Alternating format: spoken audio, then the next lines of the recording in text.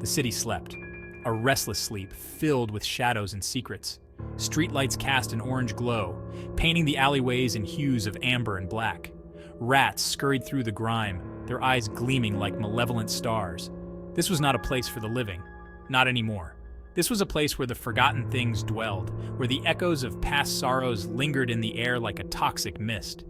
The alley stretched onward, a jagged scar on the face of the city.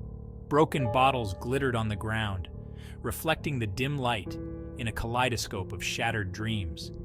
The smell was a symphony of decay, rotting garbage, stagnant water, and something else, something ancient and unnameable. It was the smell of fear. At the end of the alley, shrouded in darkness, stood a building. Once it had been grand, a monument to wealth and prosperity. Now it was a hollow shell, its windows dark and lifeless, its walls covered in graffiti, the ghosts of 1,000 forgotten promises. The building loomed over the alleyway, a skeletal finger pointing accusingly at the indifferent sky. Its doors had long since rotted away, revealing a gaping maw that seemed to swallow the little light that dared to venture down the alley. The air around the building felt heavy, oppressive. It pressed down on you, suffocating you with its silence. It was the kind of silence that screamed. This was a place of shadows and secrets, a place where the veil between worlds wore thin. They called him the Forgotten, a man once successful, now a wraith haunting the derelict halls of the abandoned building. Legend whispered of his downfall, a tale woven from equal parts truth and speculation. Some said he was a businessman, ruined by a single catastrophic deal. Others claimed he was an artist, driven mad by the loss of his muse. All agreed on one thing: he had lost everything. His fortune, his family, his sanity. Now he wandered the decaying halls of the building that had once been his pride and joy, a specter trapped between worlds. He was a prisoner of his own grief, unable to move on, forever tethered to the site of his ruin. His sorrow permeated the very bricks and mortar, a palpable presence that chilled the air and sent shivers down the spines of those foolish enough to venture too close. I had it all, and then in a blink it was gone. Now I am but a shadow, a whisper of what once was. The teenagers stood at the mouth of the alley, their laughter echoing unnaturally loud in the stillness. They were young, full of bravado, and that particular brand of invincibility that only youth could provide. They had heard the stories, of course. Every town had its haunted places, its local legends. But they were just stories, weren't they? Just scary tales told to frighten children. Tonight, they would prove it. Come on, guys, it's just an old building. What's the worst that could happen? I don't know. This place gives me the creeps. Oh, come on. Don't be such a scaredy cat. It's just a bunch of old bricks. I feel something, like we're being watched. They stepped into the alley, their shadows stretching out before them like dark premonitions. The air grew colder, the smell of decay intensified, but still, they pressed on. Excitement warred with apprehension in their chests, a heady cocktail that fueled their bravado. As they approached the building, the laughter died down, replaced by a tense silence. The building seemed to watch them, its empty windows like vacant eyes. Inside, the air hung thick and heavy, filled with the dust of ages and the ghosts of memories. The teenagers moved cautiously, their footsteps echoing in the vast emptiness. Flashlights cut through the gloom, revealing glimpses of faded grandeur, a sweeping staircase now choked with debris, a once ornate chandelier now a tangle of cobwebs and rust. Look at this place. It must have been magnificent once. They found him on the top floor, in what had once been a grand ballroom. He stood by the window, a tall, gaunt figure silhouetted against the moonlight.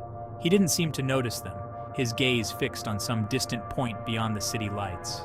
The teenagers froze, their bravado evaporating like mist in the face of the unknown. Who is that? This isn't just some homeless guy. There's something different about him. There was something about him, an aura of sadness and despair so profound, it seemed to emanate from him like a physical force. He turned then, slowly, and the teenagers gasped. His face, once handsome, was now a mask of sorrow, his eyes two bottomless pools of grief. He looked at them, not with anger, but with a weary acceptance that sent chills down their spines. It was the look of a man who had seen too much, felt too much, lost too much. It was the look of the forgotten. This is so sad. I can feel his pain. as the forgotten. I lost everything, betrayed by those I trusted. The love I cherished turned to ashes in my mouth. Silence stretched, broken only by the sound of their own ragged breathing. The weight of the man's sorrow pressed down on them, suffocating them with its intensity. They wanted to look away to break the spell, but something held them there, rooted to the spot, as the forgotten. My life, my dreams, all gone, nothing left but memories and sorrow. He spoke then, his voice a dry rasp, barely a whisper. He didn't address them directly, but rather spoke to the room, to the city beyond, to the ghosts that only he could see.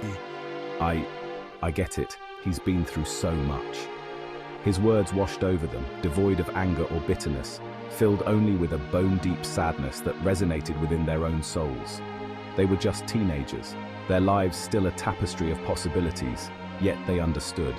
They understood the language of grief, the way it could hollow you out from the inside, leaving you a shell of your former self. He stopped speaking as abruptly as he had begun, his gaze drifting back to the window. The teenager stood there for a long moment, caught in the grip of his sorrow, unable to move, to speak, to breathe. The spell broke. One of the teenagers, a girl with eyes wide with terror, let out a small, strangled cry. It was the catalyst that shattered the fragile piece. We need to get out of here. They turned and ran, their fear lending wings to their feet. They didn't look back, didn't dare to.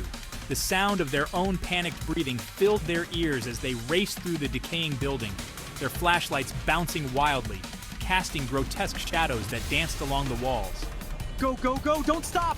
Down the grand staircase they fled, each step echoing like a death knell in the stillness. Through darkened corridors they ran, their hearts pounding in their chests, the man's sorrowful gaze burning into their backs. The exit couldn't come soon enough. They burst out into the cool night air, gasping for breath, their lungs burning. Did you feel that? His sadness? It was like a weight on my chest. The alleyway seemed different now, even more menacing in the wake of what they had seen. Let's get out of here. Now. Yeah, let's not stick around.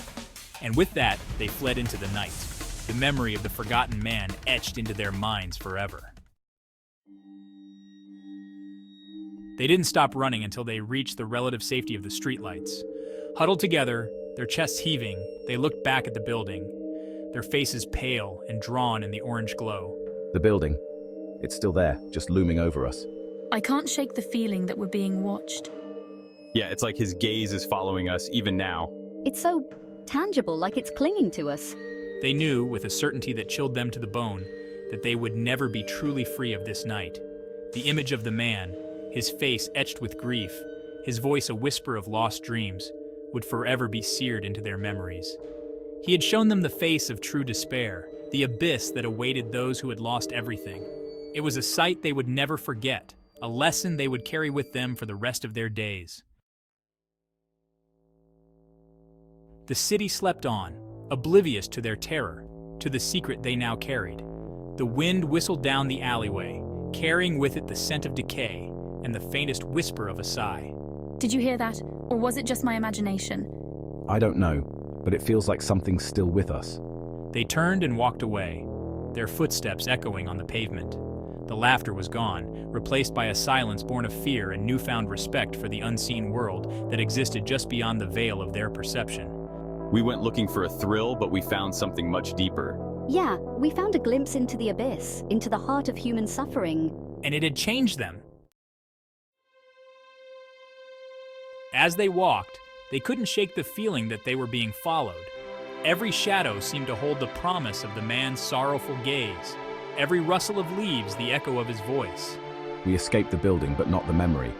It's like a dark stain on our souls, a reminder of how fragile our lives are. We learned something tonight, something no textbook could teach. The price of curiosity, the weight of sorrow, the enduring power of the past. They had looked into the abyss, and the abyss had looked back. The city slept, but it was a different city now. The familiar streets seemed somehow altered, imbued with a hidden menace that had always been there, lurking just beneath the surface. Everything looks the same, but it feels so different.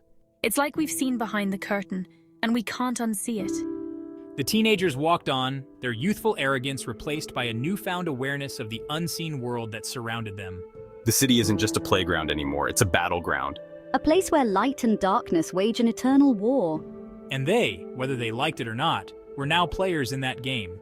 They had looked into the eyes of the forgotten, and in doing so, they had awakened something within themselves, something that would never truly sleep again.